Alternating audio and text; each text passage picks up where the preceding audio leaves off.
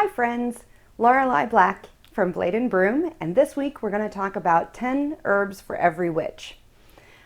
These are 10 herbs that I would recommend to any witch from pretty much any tradition who is just getting started with their herb practice within their witchcraft studies. So these herbs I have chosen because they are going to be very sort of user-friendly plant allies. They're going to be approachable, they're going to be familiar, they're going to be easy to grow in a garden within the continental United States, pretty much wherever you live within the US, and probably in a lot of other temperate areas throughout the world, depending on where you are. So they are pretty far-reaching plants, and they're going to be common actually. Most of them are pretty common throughout the world. You're going to find them in a lot of plant-based medicine all over the world. So they're very familiar. They're probably already familiar to a lot of you. You're going to find them in teas and herbal remedies and that type of thing. So you might be surprised at how common they are, not just in those types of applications, but also in magical applications as well. So let's dive in and get to know these plant allies as magical allies, in addition to being medicinal allies. I'd also like to add that if you are an older hand at using herbs in your witchcraft practice, I would love to hear feedback from you regarding your experience with these plant friends or other plants that you might have chosen instead of the ones that I picked.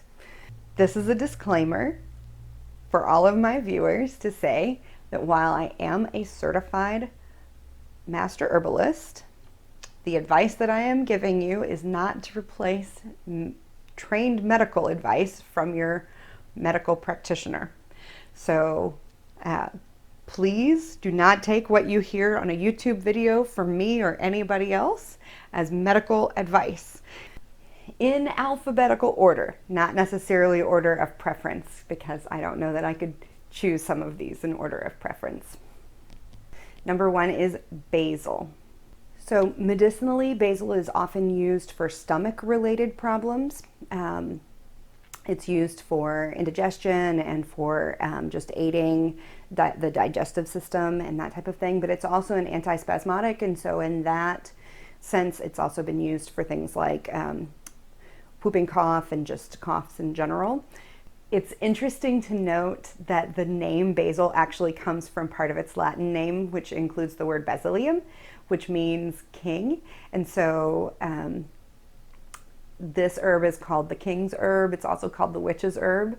And I think that that shows you sort of its far-reaching implications and its far reach in terms of its use. Basil is a money herb in a lot of cultures in terms of its magical properties. It's also a very pacifying herb, and if you think about its use as an antispasmodic and as a digestive sort of tranquilizer or calming effect, basil has a very soothing effect on the system, and it does that in a magical realm as well. And so basil is used for calming down tensions between people. It's a love-drawing herb as well. Also of note, basil was said to be one of the flying herbs, and it's probably the very gentlest of all of the flying herbs. So it was said that witches drank a half a cup of basil juice before flying or doing astral travel, doing that flying work. And if you do research into the flying herbs, most of them are toxic, most of them are poison, and can do quite a lot of damage to the system, and should not be taken without a lot of advanced herbal knowledge. But basil is a fairly safe one. And if you think of that relaxation effect that basil is said to have on the system before attempting to do that type of astral work, you would need to be in a very relaxed state. So basil is a really friendly herb for being able to help you get into that kind of state for lucid dreaming, for astral travel, for that type of thing. So if you're interested in doing that type of work, get to know basil. The second herb that I want to cover is chamomile. So chamomile actually means, the name actually means ground apple. Its Latin name is Matricaria recutita. And, but yeah, it means ground apple. And if you crush chamomile, it smells like apples. And so what you find is that chamomile is often used in magical formulas that are intended to draw things toward you, because it is a very sweet and it's a very sweet scent, and sweet things are often used for that in sympathetic magics for drawing good things toward. It's especially used in love formulas and that type of thing, love and money, but especially, I think especially love, you see, because the apple is associated with Aphrodite and with many love goddesses, Aphrodite, Venus, and so you find chamomile being used to attract love. Chamomile is also therefore used in beauty spells and beauty potions and that type of thing. Medicinally, chamomile is used for the digestive system. It's used for relaxation. It's actually very, very strong for both of those things. In fact, chamomile is used a lot in formulas that are designed to help a person relax and be able to go to sleep. So it's actually a very, very strong relaxant. But what you may not know is that it's actually also a very strong antiseptic. It's a strong anticonvulsant. It's a strong, it has antispasmodic effects. So it's used in a lot of skin formulas. It's used as like a strep throat remedy. So it's actually really good for sore throats and that type of thing as well. It's used as a gargle. It has an astringent effect, so it's actually really good for cleansing and toning and that type of thing too. So you'll find it in a lot of like facial products and skincare. Hair care, actually, it's quite popular in hair care products too. It has a very brightening and toning effect because of its astringent qualities. It's also anti-inflammatory, and because of that, because of the anti-inflammatory, antispasmodic, and its analgesic effect, and the analgesic means that it helps with pain. All of those things combined actually make it really good for treating headaches, migraines, that type of thing. So if you're needing something along those lines, chamomile is very soothing for that. So interestingly, with chamomile too, it's also used as a hand wash for luck, for gambling, and sprinkled around, like if you grind it up and sprinkle it around your property, it can also remove negative spells and negative energy that's been sent against you. Okay, so the third herb that we're going to talk about is dandelion, which is, its Latin name is Taraxacum officinale. So I am going to admit that I just have a deep love in my heart for dandelion. Dandelions are absolutely safe in my yard. I love dandelions. Every part of the dandelion is useful. Absolutely every part. It is just such a shame that in our contemporary culture we think of dandelion as a weed, which all weed means is that we don't understand its usefulness as a plant, as an herb, as a spirit friend, as a plant ally, as a medicinal plant. Dandelion, from every part, from the flower, the leaves, the stem, the roots, every single part is useful. So as with most plants, the different parts are more useful at different times of the year, and a study of herbalism will let you know when that is. So typically leaves and aerial parts, leaves, flowers, stems, are going to be more useful. They're going to be richest in their potency in the spring, because all the life is flushing to them during that time. And then the roots are going to be the most rich and potent in the fall, because that's when all the life is drawing down into them for storage for the winter. So that's good to know. And because dandelion is one of those where you're going to see both the leaves and the stems and the flowers being used often as food or as parts for teas and tinctures, and then the roots definitely being cut up and roasted and that type of thing, and used in teas and tinctures as well. and then being used kind of in different ways. Gosh, I could probably do a whole video on just dandelion, so I'm going to try to keep it really short. But dandelion is just a fantastic tonic herb. So it's one of those herbs that you could take every day. And it wouldn't hurt you. It would just strengthen and help you. It's especially really, really useful medicinally for urinary type issues. So it's a very useful diuretic. If you have issues with water weight and that type of thing, if you have trouble with kidney stones, all of that type of stuff. But even if you don't, it's very strengthening for those systems. It's great for your digestive system.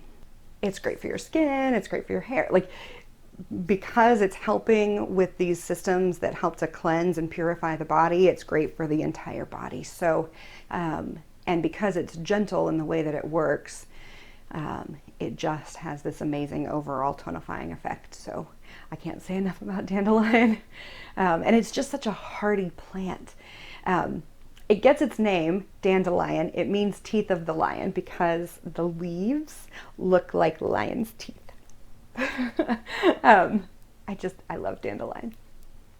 So magically, I think dandelion is also one of the first plants that a lot of us connect with, because we end up making little flower crowns out of the bright yellow flowers when they're first blooming and they're fresh, and then as they turn to seed, we make wishes from the puffballs, and that's something that I think almost all children do where dandelion grows, and dandelion just grows everywhere. So dandelion is this brave, hardy little plant that just goes everywhere, and so we come into contact with it, and we draw with its heads. You know, we mark on our skin, and we mark on the sidewalk, and we mark just everywhere that we can. So it's one of our first ways that we make spells, and it's and that we put our wishes and our spells and our wants out into the world. So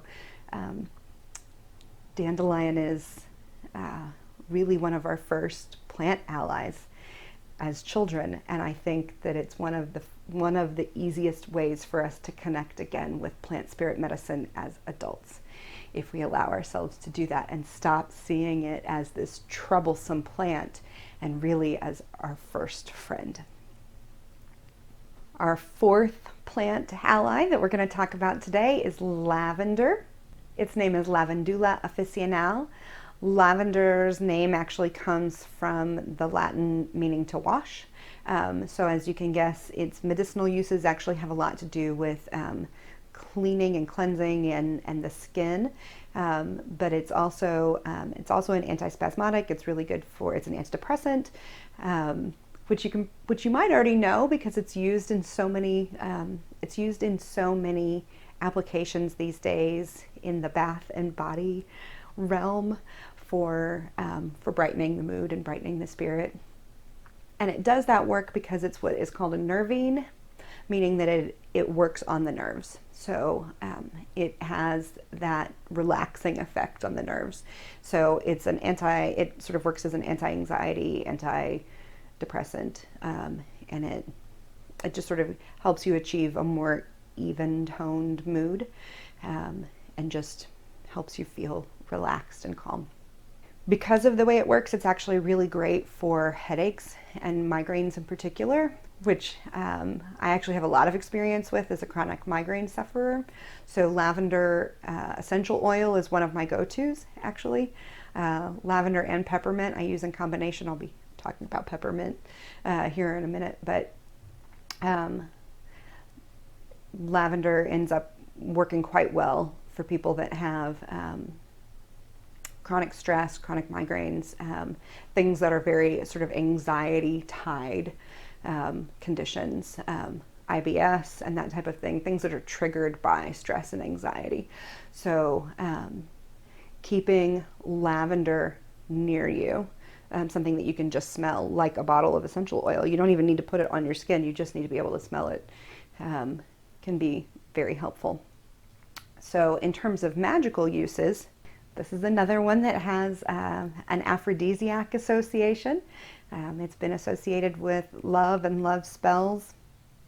And it's also been, as you can assume, with its connections to purification of the skin and the body, with its name meaning to wash, it's also associated with purification of the spirit and of energy. So it's used in purification spells. It's also very much associated with the Fae and the elven world. So it's used in spells that are intended to draw that type of attention. Lavender's used in spell work involving ancestors and seeing the dead. Also in spell work involving mood and relationships between two people that aren't necessarily romantic, but just need to be improved, where relationships need to be charged in a positive way. Okay, so our fifth herb is lemon balm, or Melissa officinale. So Melissa actually means bee. It is the Greek word for bee. This is actually an herb in the mint family, and it looks like one of the mints. So, but it has a very lemony flavor, so which you could assume with the name lemon balm. And what you find with lemon balm is that in the under the healing aspects, this is great for digestion. It's another one that's fantastic for digestion. It's another nervine, so and it's very soothing and helps really like unwind. Sort of unwind jangly nerves. So this actually works really well in combination with lavender and chamomile. If you are just a ball of stress at the end of the day, put these three together in equal amounts and make a tea out of them. You are gonna just unwind like a loose sweater. It's so it's great for the stomach. It's great for the nerves. It is an antihistamine. So if you're an allergy sufferer, this is one of the things where balm kind of like swoops in and does her magic. So it helps you really combat a lot of the allergies and asthma and a lot of those things that just sort of affect you all around up here. And sort of balance that stuff out and get some clarity that you may be struggling to find. So lemon balm can really help out with a lot of that stuff. And in terms of that, magically, finding purpose. So finding purpose, finding connection. This is one of the things that bees themselves are great at. Bee knows what its job is, right? So lemon balm is really great energetically for doing the same thing, helping you get in touch with your soul's purpose, with your greater purpose, whether that's just in this time frame, you know, you're lacking direction for right now, you're not sure how to connect the dots from point A to point B, you know what the far-reaching goal is, but you're not sure how to get there along the way, or you don't know what the end goal is, you don't know what you want to be when you grow up. It doesn't matter that you're 45, you just don't know what it is that you want to be when you grow up. Lemon balm can help with that. So connecting with that plant as an ally can really help you get there, whether that's sitting with the plant, connecting with the plant as a spirit, or sort of inviting the plant in as something that you're drinking on a regular basis, you know, using as a tincture, that type of thing. You know, there are many, many ways to connect with plants, but those are some options.